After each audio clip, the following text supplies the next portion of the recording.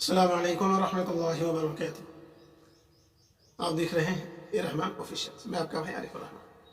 नाज़रीन किराम, पश्चिम बंगाल में निर्वाचन चल रहा है और सभी पार्टियां मेहनत कर रहे हैं, कोशिश कर रहे हैं। उसके बावजूद भी सेना पर बल तैनात की गई है।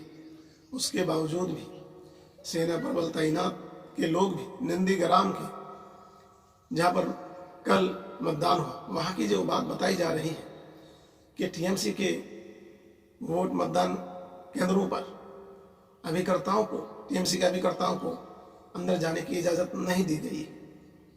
मैं आपको बताता, पश्चिम बंगाल की मुख्यमंत्री ममता बनर्जी ने नंदीग्राम की सीट से के लिए मतदान के दौरान रियापाड़ा इलाके में अपने वार रूम में रहने का फैसला किया। स्थानीय तृणमूल नेताओं ने आरोप लगाया कि कई मतदान केंद्रों में उनके निर्वाचन अभिकर्ताओं को प्रवेश की अनुमति नहीं दी गई। नंदीग्राम सीट पर ममता और भाजपा उम्मीदवार शुभेंदु अधिकारी का कड़ा मुकाबला है। मुख्यमंत्री ममता बनर्जी ने राज्यपाल, पश्चिम बंगाल के राज्यपाल जगदीप धनखड़ को फोन पर शिकायत की। नंदीग्राम में स्थित लोगों को वोट नहीं डालने दिया जा रहा है। ममता ने कहा कि मेरी आपसे अपील है कि इस मामले को देखें। बनर्जी ने कहा कि सुबह से अब तक चुनाव संबंधी 63 शिकायतें दर्ज कराई गई है, लेकिन चुनाव आयोग ने कोई कार्रवाई नहीं की। हम अदालत जाएंगे क्योंकि चुनाव आयोग कार्रवाई नहीं कर रहा है। इसी बीच में एक बुरी खबर भी आ रही है। जो भाजपा के कार्यकर्ता है और उसके नेता है, पश्चिम बंगाल के नंदीग्राम में स्थित सोना चौरा में बमबारी की खबर आ रही है। मोइरा के टीएमसी उम्मीदवार को भाजपा के कार्यकर्ताओं ने धमकाया और उन पर इसका आरोप है, धमकाने का आरोप है और धमकाने का आरोप लगाया है। तो ये सब क्यों हो रहा है? जबकि सेना पर बल तैनात है, पुलिस है, उसके बावजूद भी भारतीय जनता पार्टी के कार्यकर्ता इस तरह के हथकंडे अपना रहे हैं, जो बहुत अफसोस की बात है। पश्चिम बंगाल के शांत माहौल को खराब करने की कोशिश की जा रही है। ऐसे में एक तो यहां पर देखिए खेल किस तरह से हो रहा है, जहां पर टक्कर ममता भैज नरेंद्र मोदी इस वक्त जो बंगाल की स्थिति में बनी हुई है। इसके साथ ही जब टीएमसी कांग्रेस की सुप्रीमो ममता बनर्जी ने कांग्रेस के सामने प्रस्ताव रखा था कि आप हमारे साथ आ जाइए और जो भारत के संविधान को मिटाया जा रहा है, उसका जो हस्तक्षेप किया जा रहा है, उसको रोकना पड़ेगा, तो कांग्रेस ने इनकार कर दिया और उसने क्या नीति बनाई देखिए।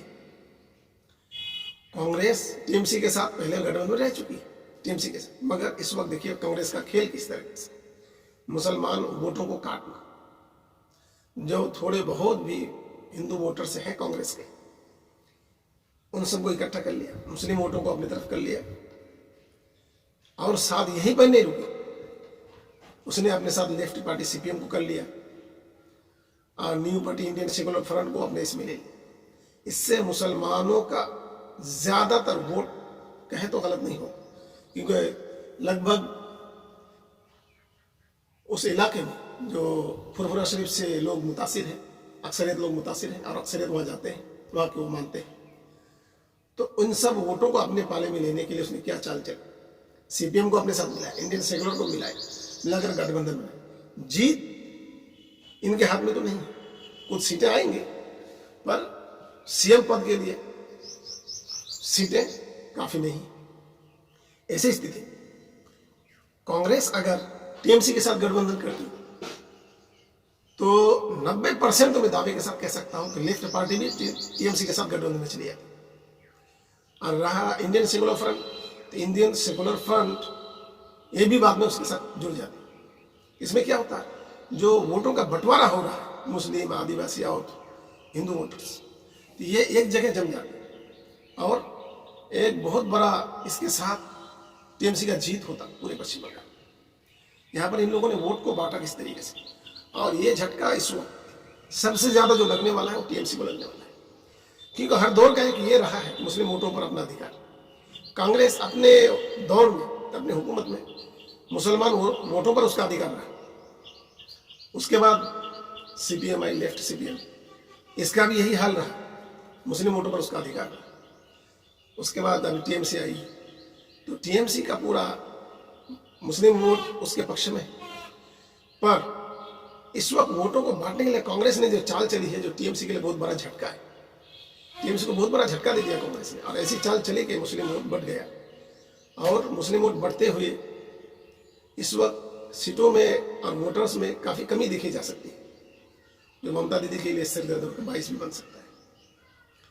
और ऐसी स्थिति में जहां टक्कर मोदी वर्सेस ममता है, ऐसी स्थिति में भारतीय जनता पार्टी अपनी पूरी ताकत झोंक दी।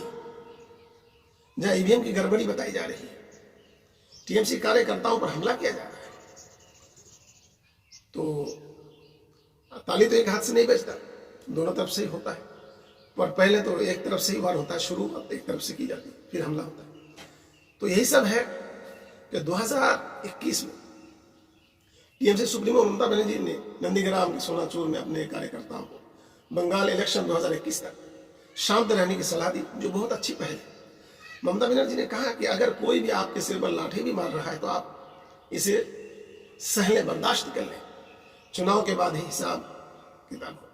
ममता ने आगे कहा कि आप सभी लोग इस मुश्किल समय से गुजर रहे हैं, धैर्य रखें, सब्र रखें, फिर साथ में बाद में काम करेंगे।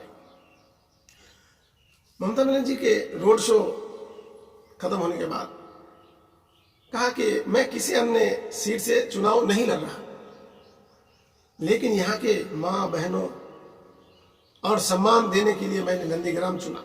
उन्होंने कहा कि नंदीग्राम और सिंगूर से मैं चुनाव लड़ना चाहती थी, लेकिन मैंने आंदोलन किए इतिहास को देखते हुए नंदीग्राम को चुना, ताकि यहाँ के मान सम्मान को लौटाया जा सके पूरी तरीके से, और यहाँ इस जगह को मजबूत बनाया जाए यहाँ के लोगों को।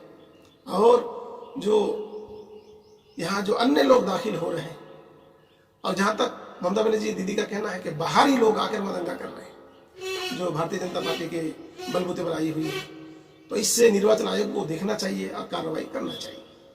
हमारे वीडियोस आपको अच्छे लगते हैं तो सब्सक्राइब कर लीजिए, बेल आइकन पर क्लिक करके लाइक शेयर कर दीजिए, ताकि हमारी इस विचार को, सोच विचार को, हमने जो बातचीत रखा है, इस ज़्यादा से ज़्यादा लोगों तक पहुँचाई जा सके। अस्सलाम वालेकुम व रहमतुल्लाहि व बरकातहू।